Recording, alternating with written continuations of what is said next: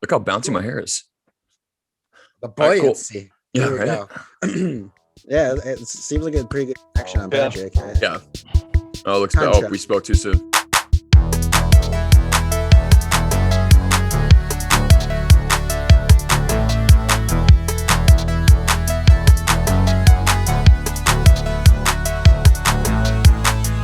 Hello, welcome to another episode of History of Popcorn. I'm Elijah. I'm Justin. And we have a guest again. We got Patrick back, but today's episode is not specifically our news show. It's not a normal History of Popcorn. We are doing our sort of, was this formal? I guess formal, yeah, because it's our main it's our formal introduction to a new iteration of Neighborly Discussions, where we invite Patrick, who Justin can introduce. We talked about it last week, but this is our introduction to Neighborly Discussions. Oh yeah. So this is how we usually would do it before. So I would do I'm Justin Adams. Hello, my name's Patrick Dolan. And this is Neighborly Discussions. Yes. Usually it's better for together. And then you guys cheers. Yeah. Right? Yeah, that was before my drinking I could drink legally. So that's why I would always have water in the videos. Don't Yeah, there's tell people that, I man. got myself a LaCroix. Refreshing. Nice. All right, so Neighborly Discussions, man. Patrick and I used to do this a lot. We did it for one of our most notorious things, and one of the my biggest videos I have on YouTube is us doing the Oscar reactions. And it was the year when La La Land did not. That misfired. And we got reamed. We got reamed hard by the internet nerds. I just rewatched that and I looked at that. I saw that because I looked back on that when we were doing our Oscar nomination special. I went back and looked at what you guys thought of the past ones. I'm like, and I was like, oh my God, this is because it's two separate videos. It's like the best picture nomination. And then you have the second one. You guys are like, wait, hold. You guys said at the camera, you're like, something's happening right now. And it's like, so how it happened was him and I, awesome. Like, we were in the video in the first one. Him and I are like literally, oh good God. No, him and I are literally talking. It's all good. Talking while like La La Land wins, and him and I are talking about it. And I think one of us like look up at the TV and we're like, something happening? And we were just both like, oh no, they probably just brought up everybody. And then literally, then we posted it, and then right when I posted it, I was like, oh shit. And even like the video where we fucked up got a lot of hate, but the one that got even more hate was when we confirmed like, oh no, this happened, and people were like, that's what you guys get for having low attention span. You guys are fucking You guys didn't look at the fucking screen, you fucking assholes, you fucking nerds.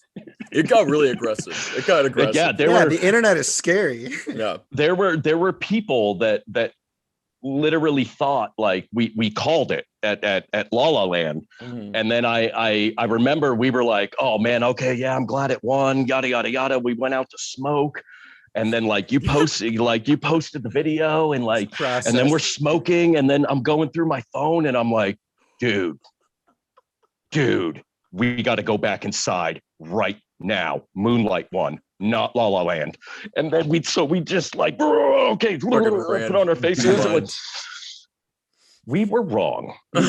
Sorry. I forget exactly. We treated it like we were like dealing with an allegation of misconduct. Like, they're like, it's all unfolding right now. We're sorry we spoke too soon, but what we are witnessing right now. It's just like, we did not know this was happening. Yes. All right. Well, yeah, that was our most notorious one. The last thing that Patrick and I did with each other was, and it was actually the last video I have of Jay's Days on my YouTube channel before I started posting my stand-up stuff. Mm-hmm. Him and I reviewed Santa Claus the movie, not the one with Tim Allen. That one, that one we had the most fun. It's like 1985. It's you should watch the video because it's insane, dude. Because I might have passed on. It was like our most accomplished editing. You went out because again, our friend Jared McLean helped out with the editing and cleaned up everything. Oh, he killed it on that episode, man. Yeah. He just cleaned it all killed up. But he made us look good. He did. No, he did. He was the one that found. He downloaded all of Santa Claus the movie and he's the one that like. He bought Santa Claus the movie. Oh no! He like legally he bought it. Legally he bought it. Legally. Oh yes, no. You know what? You're right. I should say legally. It's just so he doesn't get in trouble.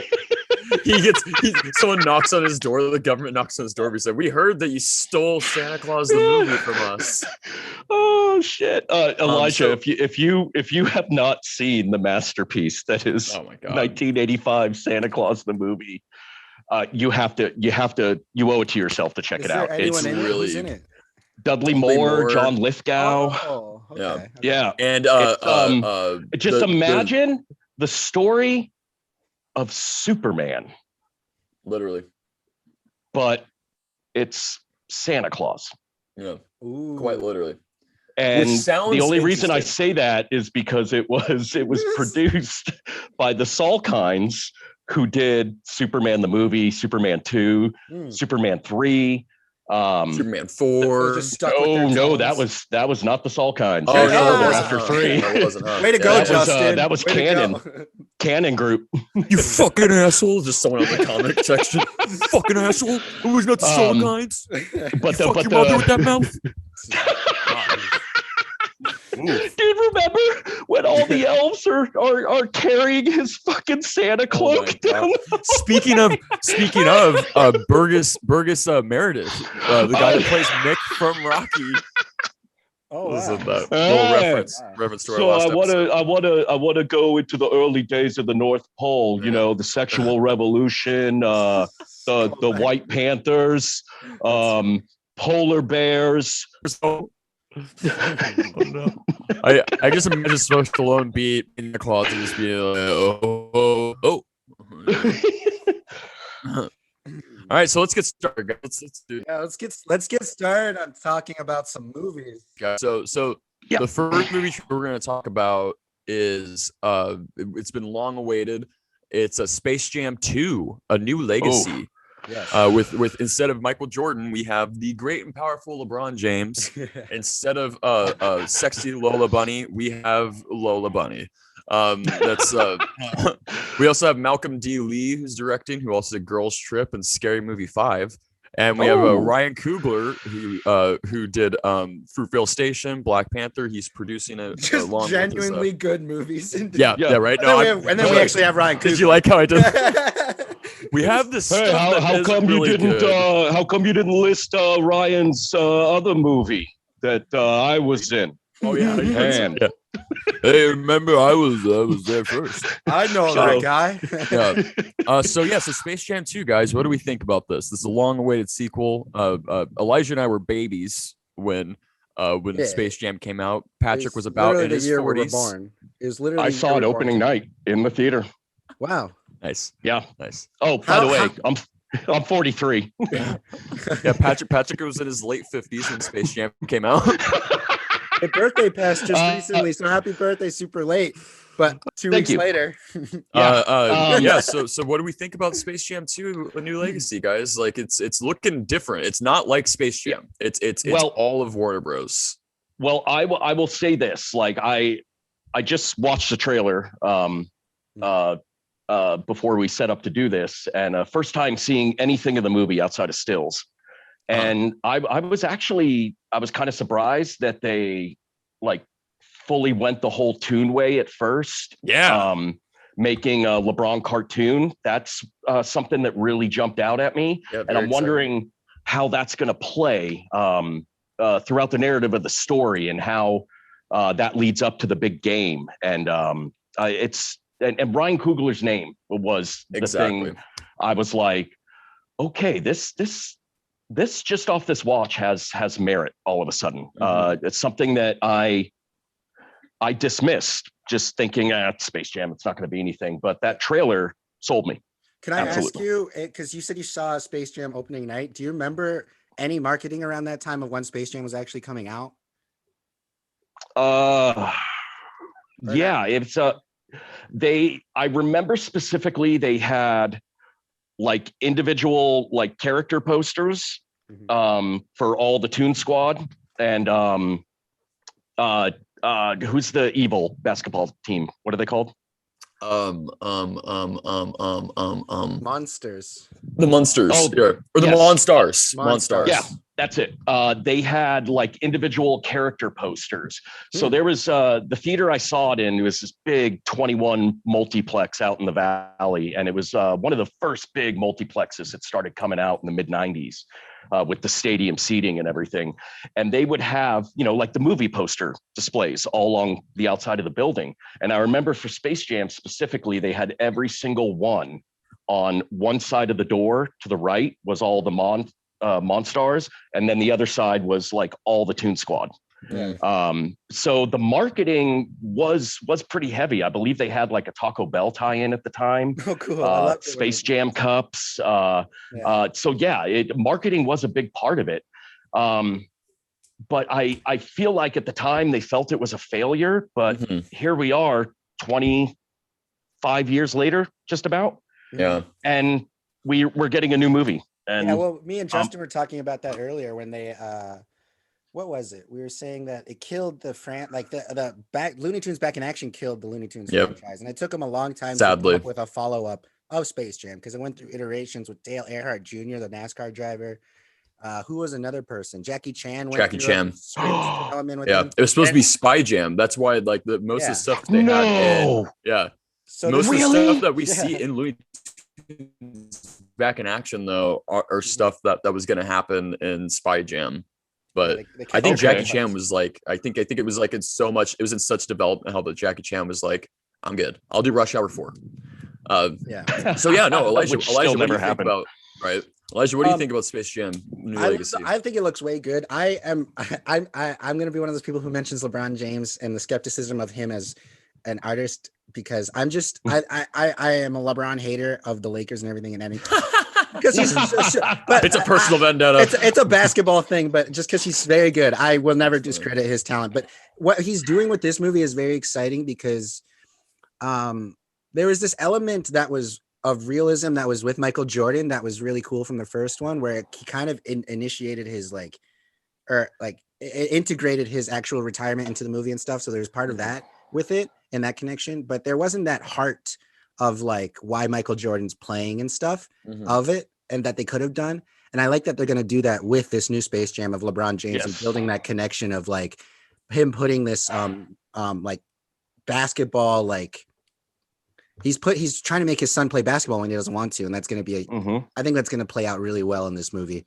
Well, yeah, and also the like just LeBron himself is already a way better actor than Michael Jordan just by this like the first like we only see a few shots of him, right? But come on, no, I love like every movie he's done, he's played himself, so it's not a fucking stretch. Exactly. Yeah, I mean it's kind of hard to get out of that when you're like as built as he is. It's like seeing John Cena in anything. You're like, oh, it's John Cena.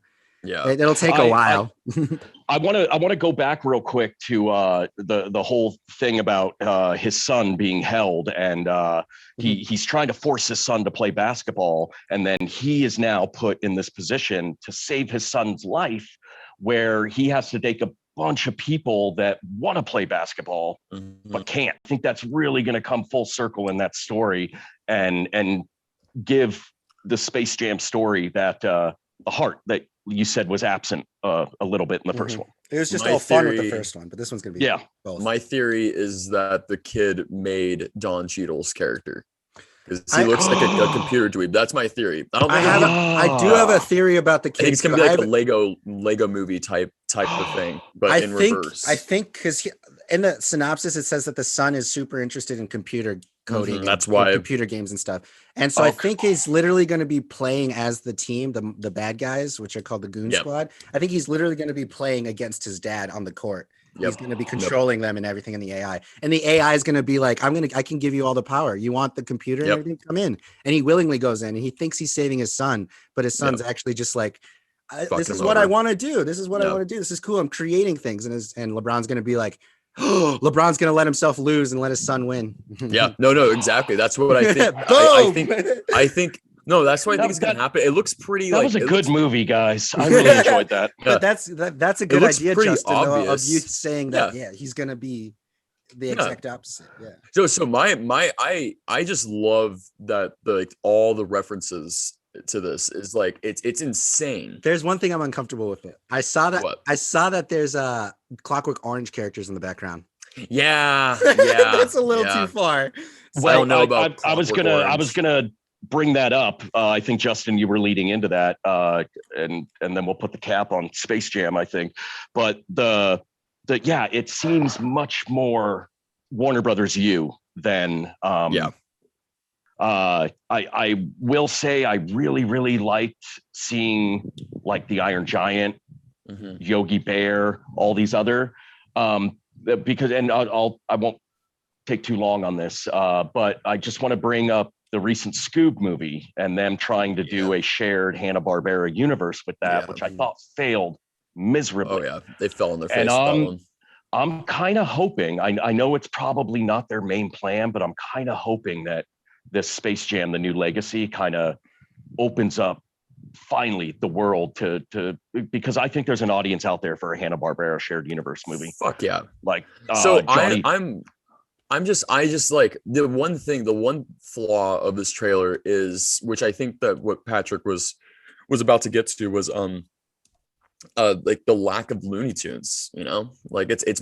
mainly doing Warner Bros stuff, which is cool. I like that idea, but I don't know. It feels like there's still like the Warner Bros is still like we're skeptical on like people wanting Looney Tunes, you know, by themselves. So let's do all this other stuff. Yeah. So they showed and bring them in the most spectacle driven, which I think is a smart move, because Space Jam was fucking forever ago, and the second movie, which is a much better film, Looney Tunes Back in Action, failed in the box office. Yeah, people haven't talked about. Love that film. And there have been like 3 different Looney Tunes revivals that have only lasted a season because no one really likes that stuff anymore, you know. But but here's the thing. There's still a market for it, though. It's also where they're putting it. It's where they're putting it. Looney Tunes is how they're the place, and it's how they're doing it too. Yeah. Like I think this, just by the trailer, it shows like, okay, they actually, you could tell they were thinking like there's an idea here, and there's a plan. It doesn't feel like Scoob, where they're literally just throwing shit at the wall. So weird. And that movie was awful. All right, I can actually, real quick, I can just actually see them like maybe setting up like brand new like syndicated Looney Tune cartoons on HBO Max, and maybe they already started doing that. Yeah. Oh, okay. Yeah, they start with I think it's the Looney Tunes show. Yeah. Okay. So there is a resurgence. There's going to be a resurgence, I believe, but you know, it's just going to take a. I even though I love what they're doing, like I think this new Space Jam looks like a lot of fun. I'm hoping this opens it up where we can get like just another like movie like Looney Tunes Back in Action, where they're poking fun at Hollywood and all these different movies. They pretty much did what they're doing here. With Warner Bros was all over it. There was Batman, there was Shaggy and Scooby Doo. There was all sorts of goodies in Back in Action. So yeah, I'm excited for this. I love that world. I love cartoons, and LeBron, much better actor. I want to say something about the basketball players real quick for anyone that's interested in them. The basketball players look awesome. Anthony Davis is in it from the Lakers. He plays a big bird. Damian Lillard from the Trailblazers is a robot, which looks awesome. And we got Klay Thompson from the Warriors. They call him the Splash Brother. He's a water creature who's like playing with the ball, and he turns to flames. They look cool. The basketball players looks cool. The Goon Squad looks cool. That's all I have to say. Yeah. I'm excited. I'm sold. All right, cool. Let's go to something that's a little more bizarre. It is another sequel. It is a Spiral from the Book of Saw. Is it a sequel? Yeah.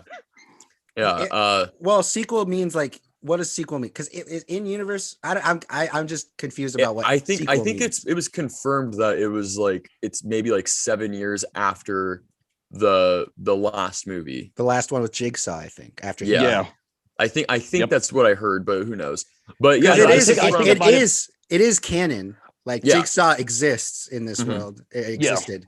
Yeah. It's just I don't know if any of the old characters are coming back. No. Yeah, see, that's why I don't know. This is the only movie in the franchise besides the first one that has a cast that has like a legit cast that is not a bunch of annoying ensemble just glorification death. So we have Chris Rock, who not only is starring in this, he is executive producer and he did the story for it. So he's the reason why we're getting this new Saw.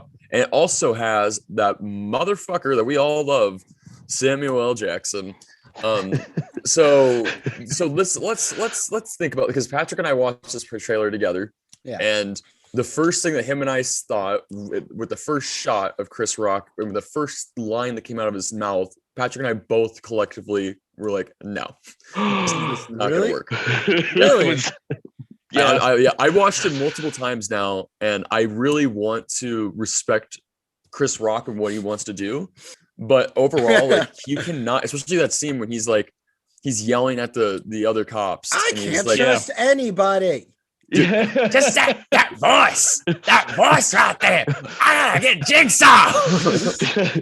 You telling me we got a Jigsaw copycat motherfucker? Yeah, dude, no, that, and then having that, and then Samuel Jackson, like, it is cool that they're bringing in real stars. So obviously there's something about this that attracted these guys, but it is still just very strange. It doesn't look like, it's so weird because half of it is like, all right, this looks like a solid like 7 movie, and the other half is like gritty crime thriller.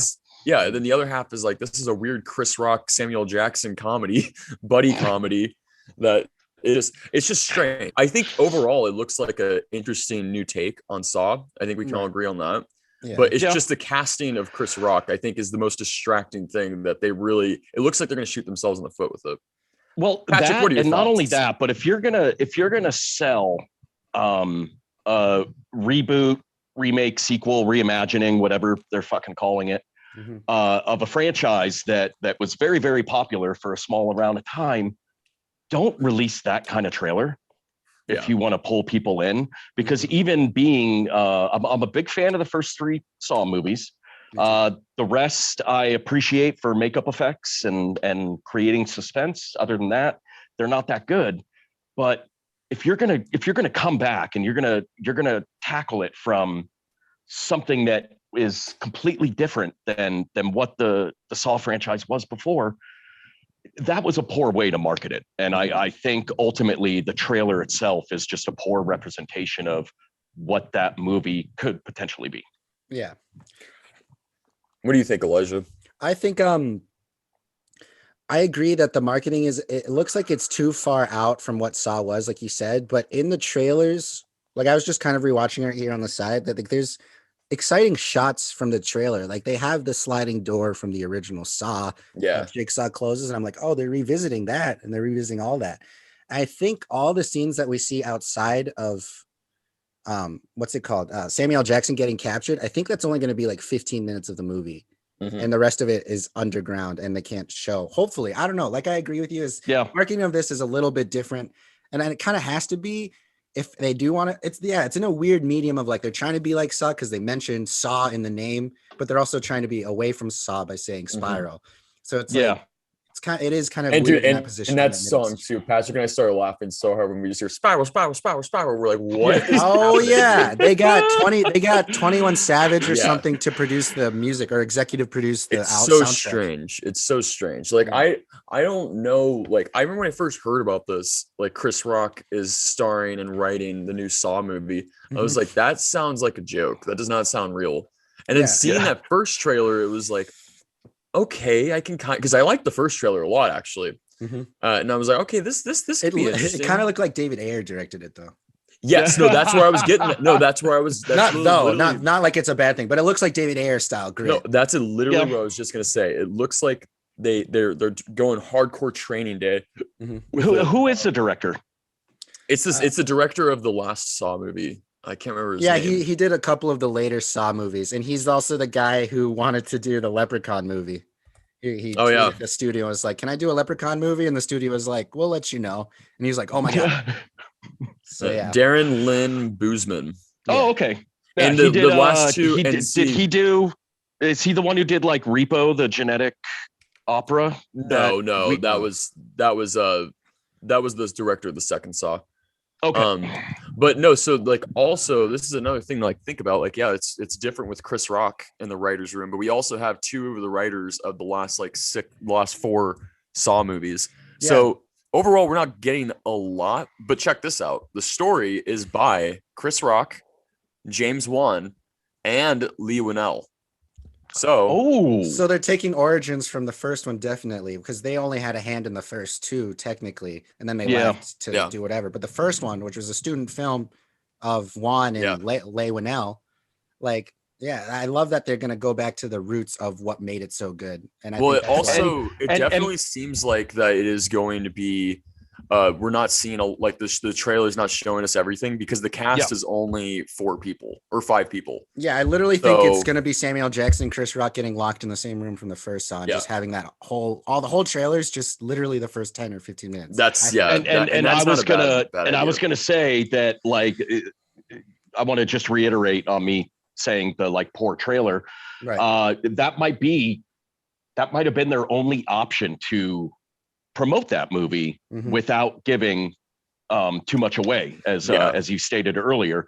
And coming back on it from that angle, I'll still see it, but I'm not overly excited for it. Exactly. There's a lot of skepticism behind it because a lot of the deliveries of the seriousness that Chris Rock does is just it's sort of strange. But have you guys seen him in Fargo season 4? I have seen him do some of that, and actually, he's not bad in that. But it's just he's actually pretty good in that. But it's not. I think it's not like because this. he is he's supposed to be super calm. Yeah, so I think that's what's working with Fargo. This one, he looks like he's supposed to be like it looks like he watched Uncut Gems and was like, I want to do it Sandler's. This is his Uncut Gems. Holy shit! He even has the earring. He's like all sweaty. Like it's like it looks. What is Kevin James' Uncut Gems gonna be? Oh, he already did it. He did it. He already did it. He did it. Came out with Joe McHale. Becky. Yeah. Dude, no, that movie, he was fucking. Yeah, he played a Nazi. That movie's insane. I want to see that. I haven't seen it.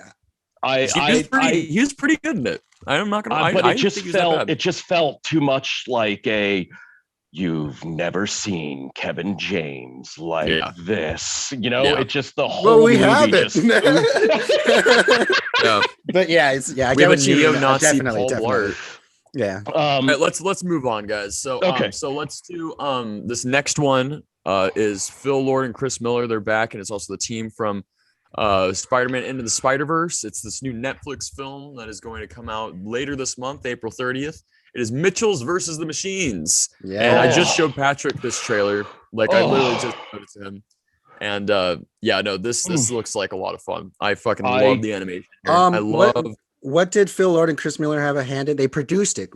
Yeah. Yes. Yeah. They're any story credit or anything like that, or no? Okay. It's just producing, which I think they are. I think that they're killing it so far. It shows just in that trailer because Into the Spider-Verse. Who directed Into the Spider-Verse? Peter Ramsey. Peter Ramsey. I believe there's another guy. The director of Mitchells and the versus Machines is Mike Rianda. Okay. So it's a different. So it's still Phil. It's a different director, but same studio. Yeah, no, it's still Phil Lord and Chris Miller. They had that big hand in it. Yeah. But Into the Spider-Verse, I just completely blew me away, and it was not only one of my favorite movies of 2018. It's probably top 3 comic book film of all time. Oh, dude, it's my favorite Spider-Man film, and it's one of my favorite movies of all time. Definitely. I see everything that made that movie unique, funny, smart, charming, heartwarming. I see all of that in this trailer for the Mitchells versus the Machines. It's that animation style. This movie went through a lot of iterations, apparently. Yes, it did. It originally started its marketing under the name Connected by Sony Animation Pictures. They're like, this movie's called and that Connected, first trailer was very strange. Yeah, because it was going to come out in theaters and stuff, and then COVID hit, and they're like, we don't want to put this in theaters, but we want to release it because it's very good. So Netflix bought it. So that's going to be coming out. Then this has a big cast too, which I like. Yeah. The whole trailer, I'm like, who's the dad? Who's the dad? Yeah. Who's the dad? And then the credits came out, and I'm like, Danny McBride. That's right. I love those. Good. I love those trailers that just boom, boom, boom, boom, boom, boom, boom. All the names at the end. You're like, Conan O'Brien. Oh my God, Beck Bannett. Oh my God. Dude, no, I love this animation style. I think that that's the genius about Phil Lord and Chris Miller is that they have created this very unique visual style that just works so well. Say that about Solo again. Well, yeah. Well, they didn't finish their shit. So I mean, like, who knows? Sorry. No, who knows? Who knows? But no, they are very. I love what they do, and they're the only people. Those two guys are the saving grace of Sony Pictures right now. Without they are them, not Sony only, Pictures in my would- eyes, the saving grace of Sony Pictures. They are single-handedly, movie by movie, like overtaking Disney stuff, DreamWorks stuff. Yep. The quirkiness and the just the heart is I can't wait for this movie. I can't believe I just saw that trailer.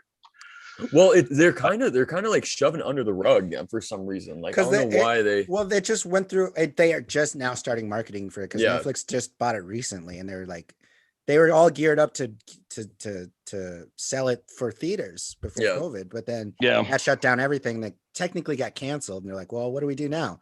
And then they got Netflix, and they're like, "Yes, revamping." And since coming out so soon, you're going to see a lot of marketing in the next few weeks. Oh, it looks good, and it looks. I was seeing some comments about it, and they're like calling it the boomer movie because it's like all about technology is bad and everything. But we can all say the same thing about fucking iRobot if that's what, that's what they say, because it looks like a very interesting take on technology taking over, and it looks like it's gonna be a movie that's heartfelt, but it's also gonna be kind of like terrifying because it looks like some stuff that could fucking happen. You know, it's here's the thing. Like, you mentioned technology, but specifically technology and how it relates to children, I think is a big message that's going to be pushed through this. But the thing is, they're so brilliant with their storytelling. It's going to be peppered through the narrative. It's not going to be thrown in our faces. Exactly. And I think it's probably going to make. I really have a feeling it not a lot, but it's going to make some parents, I think, just think about. You know what? I'm just going to take that tablet away from my kids. Yeah. You know what other movie does that? You know what other movie does that is the last one, the decom we saw. Oh yeah.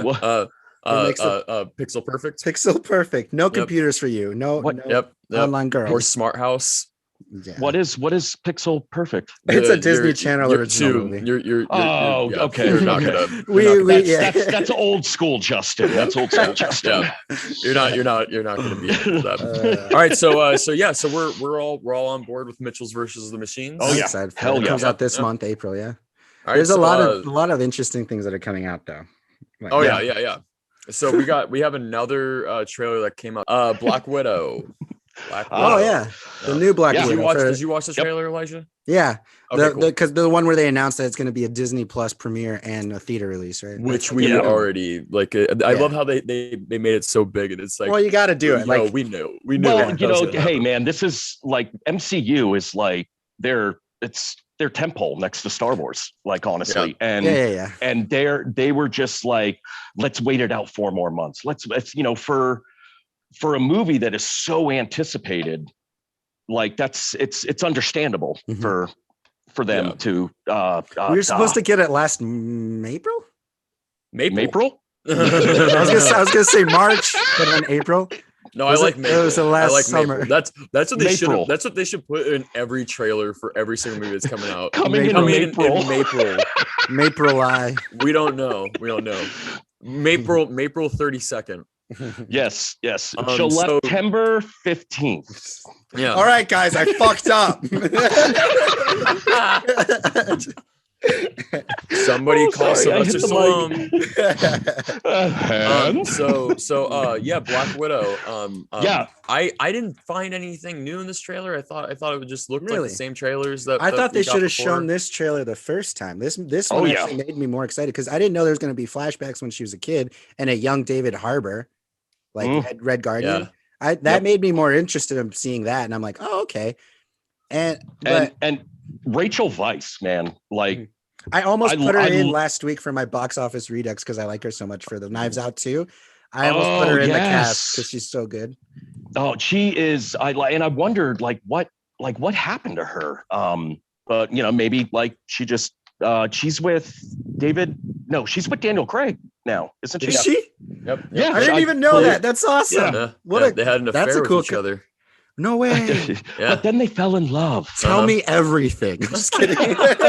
Okay, get ready, boys and girls. 2008, they meet. I'm just kidding. 2009, pants are off. Let's take you back to a lovely April afternoon in 2007. Sorry. Oh man. So Black. I mean, like, I don't. I kept saying, like, I said this in the beginning to Patrick when they announced this. I kept on saying too little, too late. Yes, because Black Widow should have absolutely. happened forever ago, and the only reason why they're doing it is because they're feeling pressured because of amplifying female superheroes, which is not a bad thing. But you know, it's just it's the same thing that happened with Captain Marvel, where like they just kind of just threw this in just so that they can get the fanboys to shut up and get the fangirls something to look at as well. But what they did is incited all the fanboys. Oh yeah. Especially with Captain Marvel, they were not big fans of that, but they're just stupid.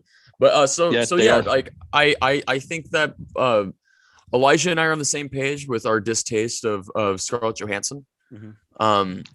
So yeah, I don't think that she's a good actress at all. I think all of her line deliveries in this trailer, it was just like I don't like it. I can't see her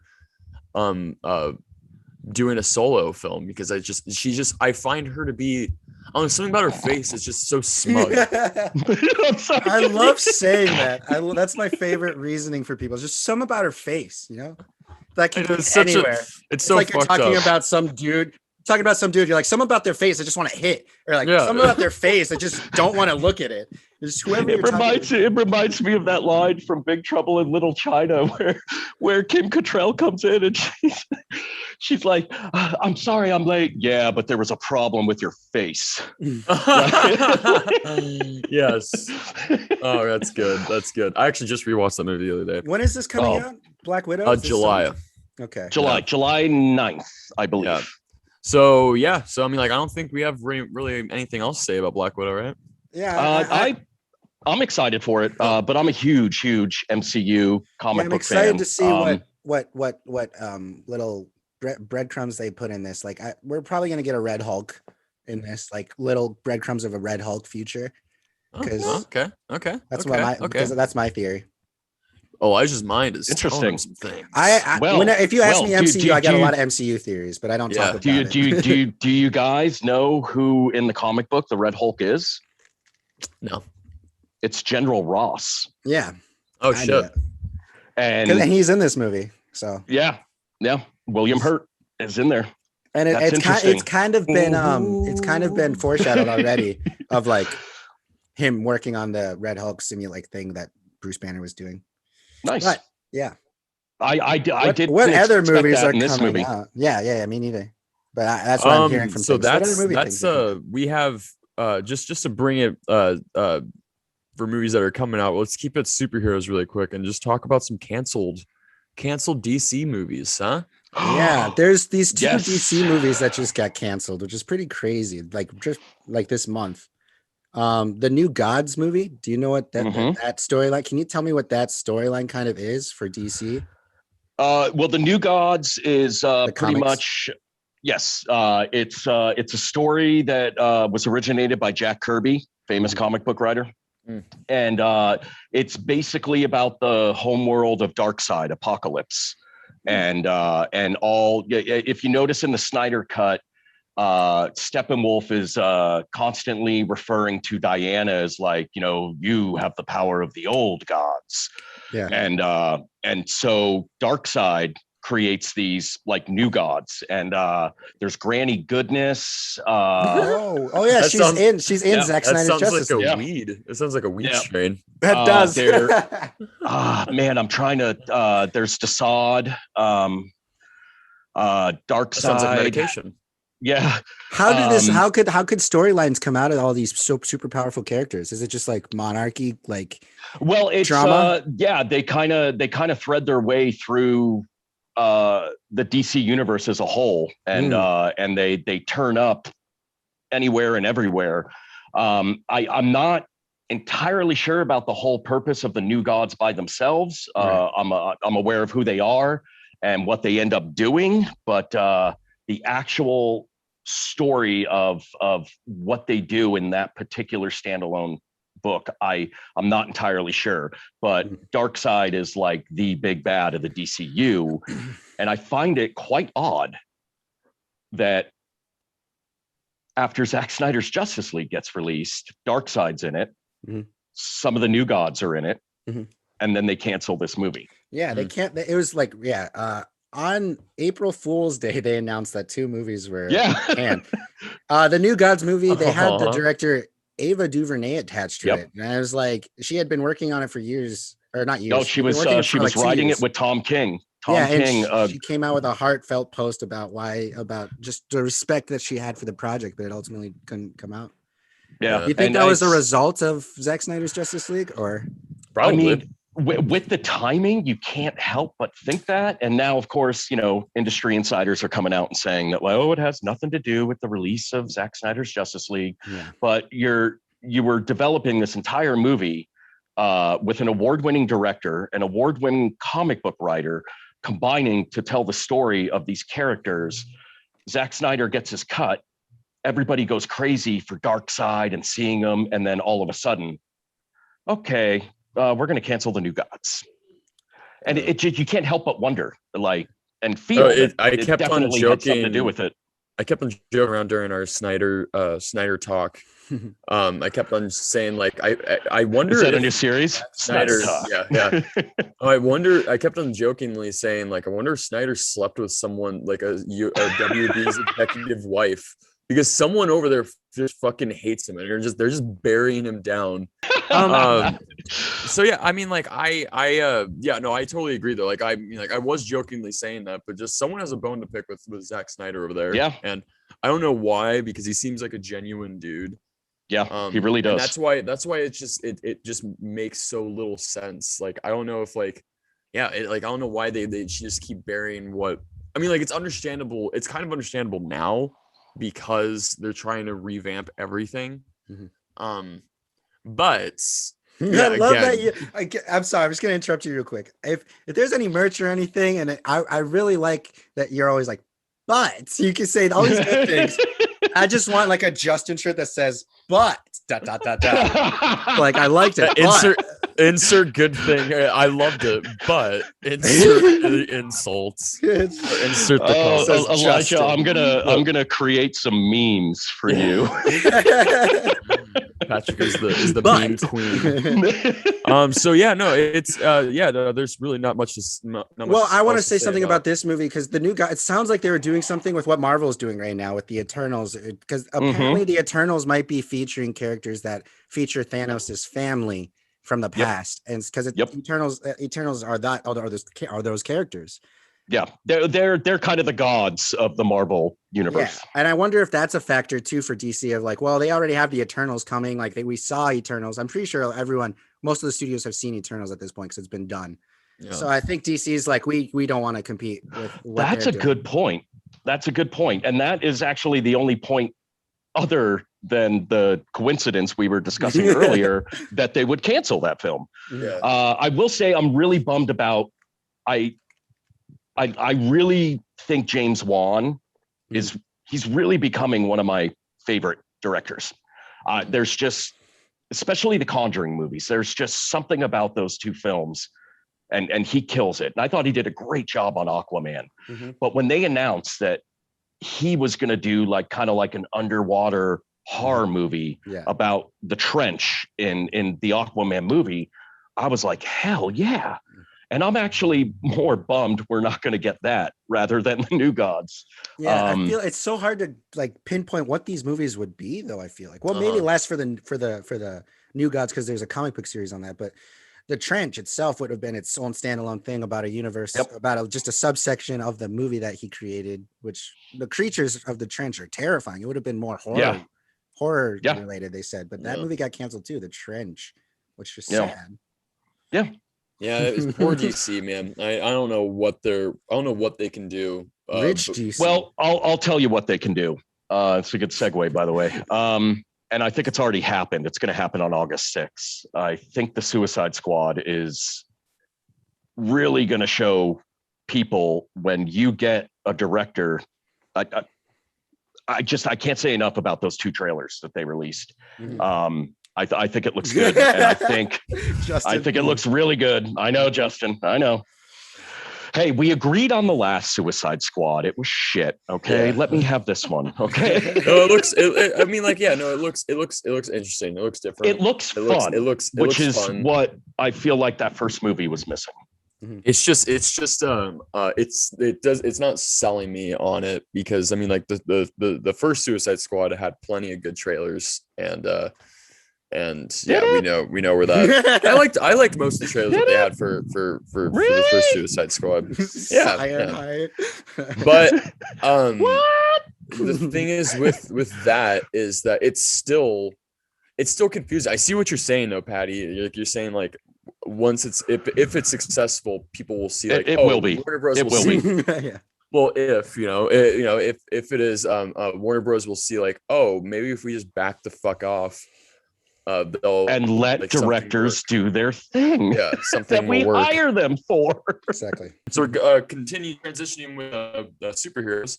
Going back to Marvel, Russell Crowe was just announced to be in a sequel. Not officially. Yeah, it's not Thor official 4. Yeah, it's not. But you want to know something? Russell Crowe, his knuckles are Thor. Sorry. So he's doing. He might be in the new one. Was it Love and Thunder? Is that what it's called? Yeah. I like to call it Thor 4 more Thor though. So. Thor 4. Whoa! That is a tongue Say twister. that again, but a lot slower.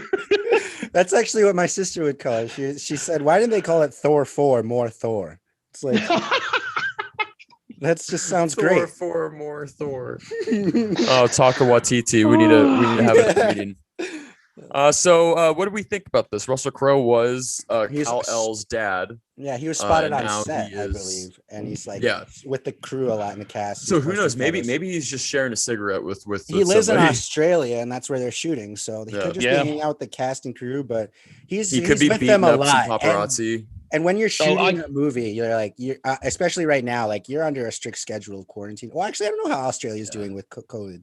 I think they're doing pretty good. I think New Zealand and Australia are doing incredible, actually. Yeah. I'm actually moving there soon. That'd be awesome, dude. I'd move to New Zealand. I would. Oh, hell yeah. I would too. I would. Yeah, no, I would in a heartbeat. So what do we like? Overall thoughts? Like, who do you think Russell Crowe, if he is in this, who do you think he would be playing? That's Mostly aiming towards both of you guys, because you guys are more comic book nerds than I am. I personally think he is probably going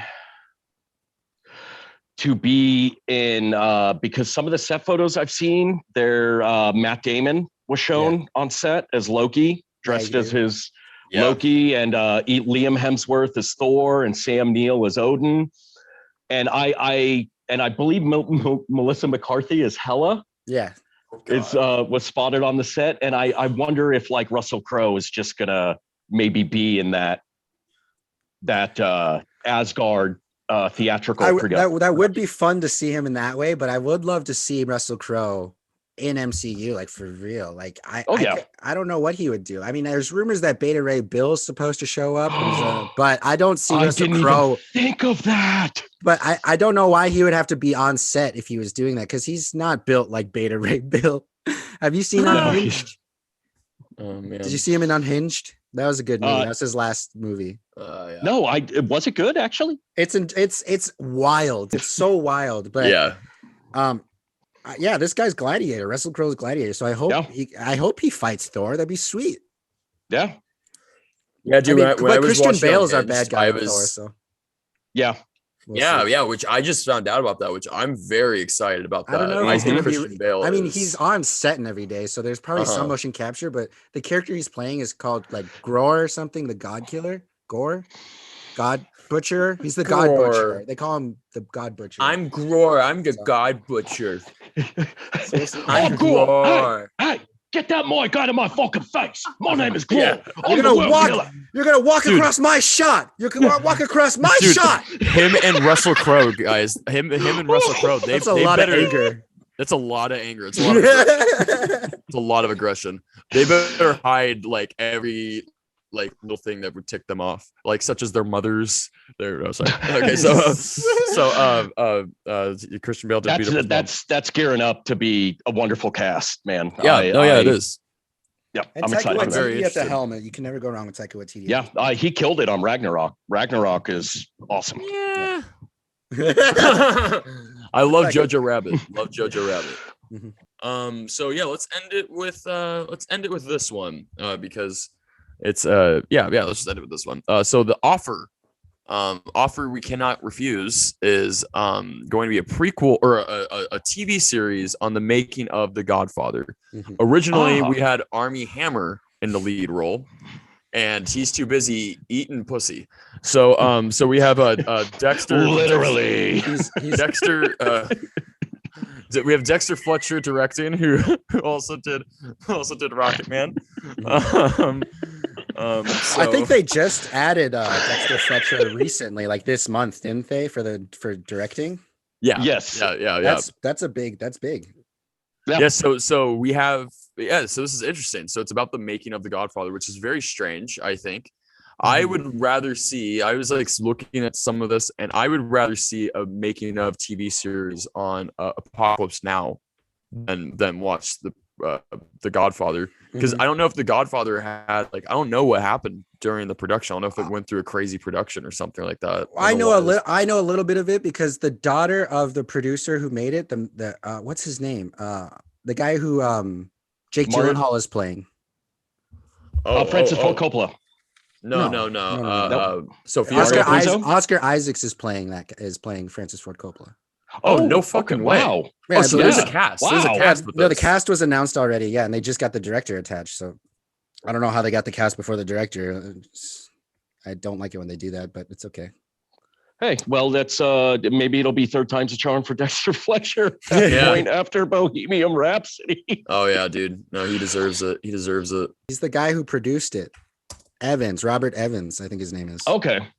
Yeah, Robert Evans. He's the producer. His daughter in real life came to the Los Angeles Film School when I was there and came and talked to us for a day about her dad and the process of his life and everything that he did, because he died in 2019. But he was like a notorious film producer in that time. And the whole thing about The Godfather is that it's like what they're doing with this movie with what we talked about. I think it was last week when we talked about Lenka Studios' first live action film is with this book that wasn't even out yet. They did that with The Godfather. Like it was like the first time they kind of did that, where they're like, well, we need to make it sound like we're really prestigious when we're going to base this movie off of a book. And they're like, well, let's write the book at the same time we're making the movie. And everyone's going to be like, whoa, look at this huge book. Right. And then they made the movie out of it. And so they made them at the same time. And it's just like this whole thing about how they planned the legacy of it before they actually came out with it. Interesting. And it ended up working too. It worked incredibly. Yeah. And it went through. Yeah. So Robert Evans' daughter came in and told us that story. And Robert Evans is going to be played by Jake Gyllenhaal. Elijah, did you write this show? No, I know we've been wanting to talk about this for a while, and I just haven't really done that much research about The Offer, because that's the most I know about it, and it's a 10-episode series on Paramount Plus. That's all I know. Oh yeah, I'm interested. I just recently rewatched The Godfather, Godfather 2, and the newest restoration. The Coda. The Coda. Was it better? Yes. Yes. Yeah. It's Is Sophia Coppola still in it? Yes. No. But it feels like a completely different movie. It's a lot shorter, which is good. Oh, really? And it's longer. Oh, he cut out unnecessary parts, right? Yes, and then he moved the order of scenes around, so it actually plays narratively very different than what the theatrical version is. And I just hope he doesn't touch it again, because I think he's made The Godfather 3 the best it can be right now. Oh yeah. Don't pull a George Lucas. Don't pull a George Lucas. Yeah. Let's add a CGI something. Come on. Let's add a close-up of an alien. Why? I don't know. I don't know. Well, sweet. That was our little revamp of neighborly discussions. Yeah. So I would just like to say It's been a fucking honor, guys. It's been a goddamn fucking pleasure doing this shit with you. Cool. Thanks for coming on the show, Patrick. You'll be on Yeah, again. no, thank you. I had Patrick, a blast. Do you have any Twitter or Instagram that you want people to follow you on, or you want people to fuck off? If you want to follow me on Twitter, at BuffMovie33. On Instagram, it's at BuffMovie78. And yeah. Sweet. If you guys want to follow any of my stuff, just text me. Follow his Leave my number right down here. Yeah. Just text me. I'm free. I shouldn't say that for the people I do not respond to. Patrick knows. Actually, both of you guys know. You're like, I saw That's it. bullshit. He's not going to respond to you. He's going to respond 2 days later. Like, who's this? New number. Who this? Who this? You up? All right. See you guys next week. All right. Much Another love to you guys. Thanks, guys. Woo!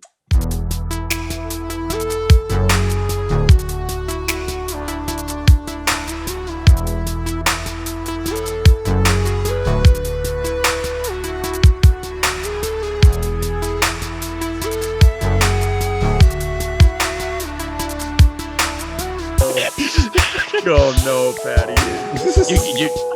You can cut that one. I'll leave that up to you guys.